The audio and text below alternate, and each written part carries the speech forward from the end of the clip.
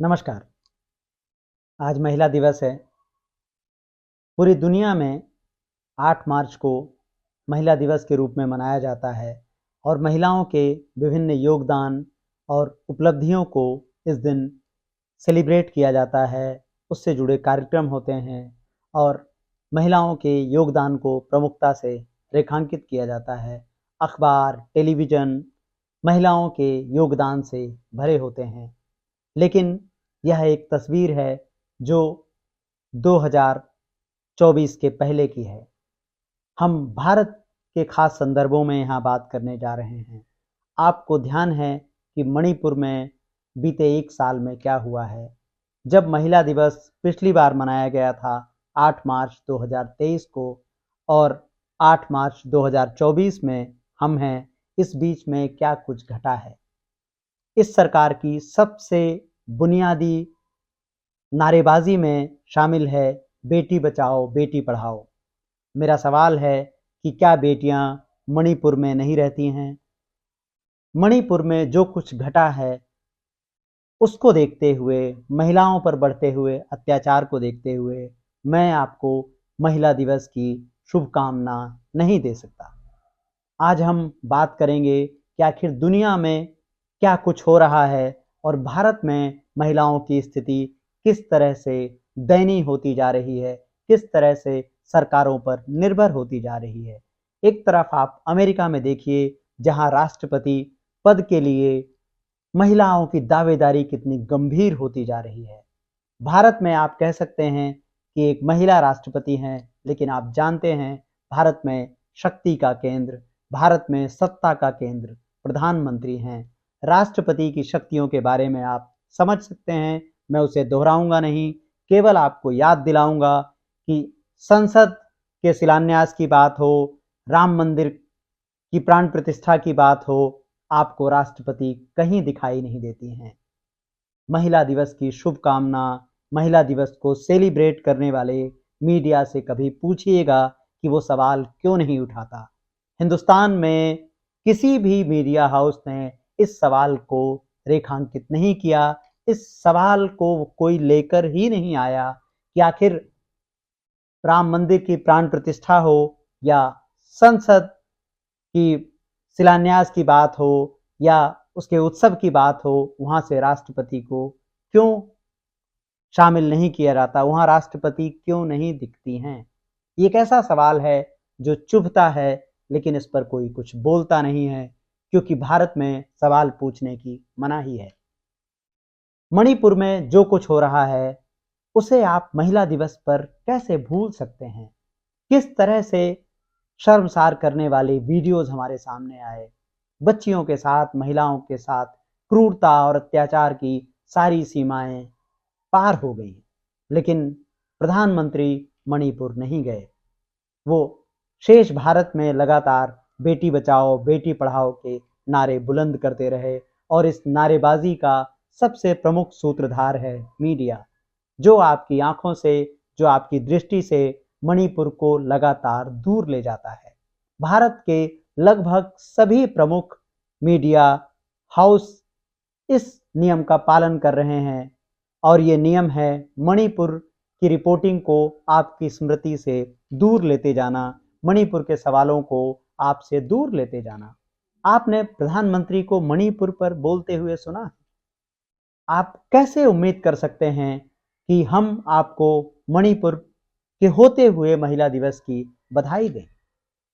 अक्सर कहा जाता है कि अगर महिलाएं सत्ता में हैं और सरकार में उनकी हिस्सेदारी है तो महिला अधिकारों की आवाज बुलंद होगी, महिला अधिकारों की आवाज तेज होगी।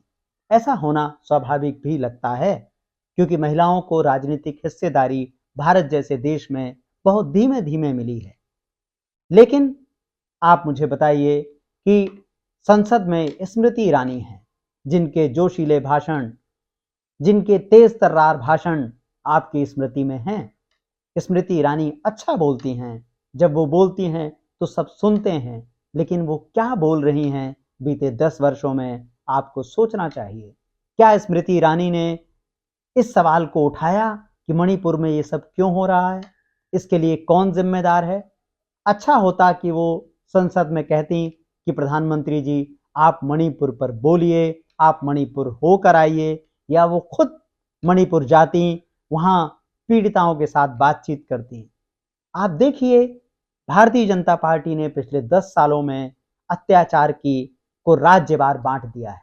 ऐसे राज्य जहां उनकी सरकार है और बनाम ऐसे राज्य जहां विपक्षी पार्टियों की सरकार है। मणिपुर में जो हिंसा हुई और महीनों महीने घटती रही, उस पर बीजेपी की चुप्पी, उस पर प्रधानमंत्री की चुप्पी, उस पर स्मृति ईरानी की चुप्पी हमें इस बात के लिए मजबूर करती है कि आज हम महिला दिवस के मौके पर किसी भी महिला को इसकी शुभकामना ना दें, क्योंकि ये शुभकामना मणिपुर की महिलाओं के साथ एक मजाक है, भद्दा और क्रूर मजाक। अभी कुछ वक्त पहले कानपुर में 2 बच्चियों के साथ क्रूरता की गई। ईंट के भट्ठे पर काम करने वाली दोनों सगी बहनों ने आत्महत्या का रास्ता चुना। न्याय नहीं मिला तो उनके पिता ने भी आत्महत्या कर ली। लेकिन आज के अखबार आपको महिला दिवस की उपलब्धियों और नारी जिंदाबाद के नारों से भरे पड़े हुए मिलते हैं। उनमें ये सवाल नहीं है। ठीक इसी तरह की घटना मध्य प्रदेश के मंदसौर में हुई है, जहां एक महिला से बदसलूकी की गई और उसको पुलिस ने इस मामले को दर्ज तक नहीं किया और इस पूरी प्रक्रिया में पूरा परिवार बर्बाद हो गया, आत्महत्याएं कर ली गई। लेकिन सरकार चुप है, मीडिया चुप है। ये जो छोटी छोटी आपको झलकियां यूट्यूब चैनलों पर दिख जाती हैं, सोशल मीडिया पर दिख जाती हैं, ये आम जनता की आवाज़ नहीं है। हम जिसे मीडिया कहते हैं वो मास मीडिया है, वो अखबार हैं, वो हिंदी के अखबार, वो हिंदी के वो हिंदी के चैनल, उनके यूट्यूब चैनल, उन पर आपको ये खबरें कहीं नहीं मिलती हैं। तो हम सवाल पूछना चाहते हैं स्मृति ईरानी से इस महिला दिवस पर कि आखिर वो क्या कर रही हैं, आखिर वो स्त्रियों और महिलाओं के अधिकारों पर कब बोलेंगी। आपको ध्यान होगा कि रोहित वेमुला की आत्महत्या पर स्मृति ईरानी ने किस तरह अतिरंजनापूर्ण भाषण दिए थे। उन्होंने अपना सिर मुंडवाने तक की बात कही थी। आप पुराने वीडियोस देखिए, पुराने खबरें देखिए और सोचिए कि कैसे ये सरकार और इसकी महिला सांसद मुद्दों को कैसे आपसे दूर ले जाते हैं। अगला नाम कंगना रनौत का है। कंगना रनौत को बीजेपी की तरफ से जिस तरह का समर्थन दिया जा रहा है, आप समझ सकते हैं कि उसके पीछे के कारण क्या हैं। उसके पीछे के कारण ये हैं कि मूल मुद्दों से ध्यान भटकाइए। कंगना रनौत के बयान सुनिए आप। क्या आप कंगना रनौत को नारी शक्ति का प्रतीक मानते हैं? क्या आपको लगता है कि सचमुच हिंदुस्तान 2014 में आजाद हुआ है? अगर आप ऐसा मानते हैं तो आपको किसी अच्छे डॉक्टर के पास जाना चाहिए। आपको सवाल पूछना चाहिए उमा भारती से, वही उमा भारती जो मध्य प्रदेश की पूर्व मुख्यमंत्री हैं और कुछ समय पहले उन्होंने प्रधानमंत्री को अलौकिक पुरुष बताया है। अलौकिक पुरुष बताया उनकी निजी राय है, लेकिन क्या वो अलौकिक पुरुष से नहीं कहती कि मणिपुर की महिलाओं पर कुछ बोलिए? उमा भारती एक प्रमुख आवाज हैं, जब वो कुछ कहती हैं तो उसको सुना जाता है, लेकिन कभी आपने उनको मणिपुर पर बोलते देखा? क्या महिला अत्याचार के विषयों पर बात करते हुए सुना? अगर नहीं तो ऐसा नेतृत्व किस काम का है? महिलाओं की सत्ता में भागीदारी का क्या अर्थ है जब वो महिलाओं पर होने वाले अत्याचार पर ही नहीं बोल पाएं या उनको पार्टी की ओर से बोलने की इजाजत ना हो। एक अगला नाम है प्रज्ञा ठाकुर का। प्रज्ञा ठाकुर भोपाल से सांसद हैं। पिछला चुनाव उन्होंने बड़े अंतर से जीता था, मध्य प्रदेश भोपाल से। आपको याद आता है कि प्रज्ञा ठाकुर ने मणिपुर पर कोई बयान दिया हो? ये वही प्रज्ञा ठाकुर हैं जिन्होंने महात्मा गांधी को लेकर लगातार अपमानजनक टिप्पणियां की। उनकी टिप्पणियों पर किसी ने खेद नहीं जताया, उनकी टिप्पणियों पर किसी ने माफी नहीं मांगी। तो अब आप देखें और समझने की कोशिश करें कि जब एक तरफ महिलाओं पर अत्याचार हो रहे हों, जब एक तरफ देश की बेटियां सुरक्षित हों, और ये लगभग सभी राज्यों में है। अभी कुछ वक्त पहले एनसीआरसीबी का डेटा आया है, जो एक सरकारी डेटा कलेक्शन की एजेंसी है। उसने बताया है कि महिलाओं के साथ अत्याचार में उनकी रिपोर्ट नहीं लिखे जाने के मामले में मध्य प्रदेश, उत्तर प्रदेश, हरियाणा और महाराष्ट्र सबसे आगे हैं। इन सभी राज्यों में आप जानते हैं बीजेपी की सरकार है। तो ये डबल इंजन की सरकार अगर अपनी महिलाओं को, बेटियों को सुरक्षा नहीं दे पा रही है, तो आप समझने की कोशिश करिए कि आखिर ये सरकार क्या कर रही है। आपको याद होगा, अभी कुछ दिन पहले ही झारखंड में एक स्पेनिश महिला के साथ किस तरह से बदसलूकी की गई है। यह अपने आप में एक जघन्यतम मामला है। और आप देखें कि वो महिला अपने पति के साथ भारत की यात्रा पर थी। मोटरसाइकिल से वो अलग अलग हिस्सों में भ्रमण कर रहे थे। भारत की क्या छवि बाहर जाती है। भारत में जब भी महिलाओं का जिक्र होता है, राजनेता आपको मूर्ख बनाते हैं। यहाँ पर बार बार यही बात दोहराई जाती है और प्रधानमंत्री का राष्ट्र के नाम संदेश प्रसारित होता है कि भारत एक ऐसा देश है जहां नारियों की पूजा होती है। भारत से भले वो देश हैं जहां नारियों की पूजा नहीं होती है, लेकिन इस तरह से अत्याचार, बलात्कार नहीं होते हैं।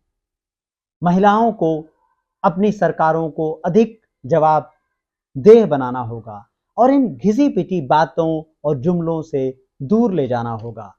ये केवल जुमले हैं कि भारत में नारियों की पूजा होती है। ये समाज में वो दकियानूसी विचार हैं जो एक तरफ स्त्रियों की श्रेष्ठता को महिमा मंडित करने के लिए रखे जाते हैं, दूसरी ओर जमीन पर महिलाओं को अधिकार देने के मामले में भारत लगातार पिछड़ता जा रहा है।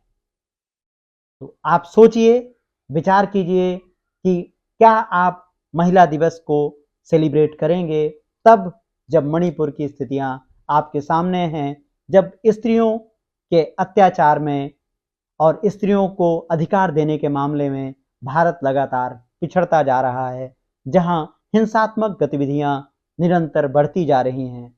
ये कैसे पुरुष हैं जो आपको महिला दिवस की शुभकामना देते हैं, लेकिन उनकी हर दूसरी तीसरी बातचीत में महिलाओं और बच्चियों के लिए गालियां आती हैं। ये कैसी पुरुषवादी सोच है। आपको इस सोच से लड़ना है। आखिर जो लोग महिलाओं से बदसलूकी करते हैं वो किसी के तो भाई बहन होते ही हैं। तो ये कैसी दोहरी सोच है कि आपके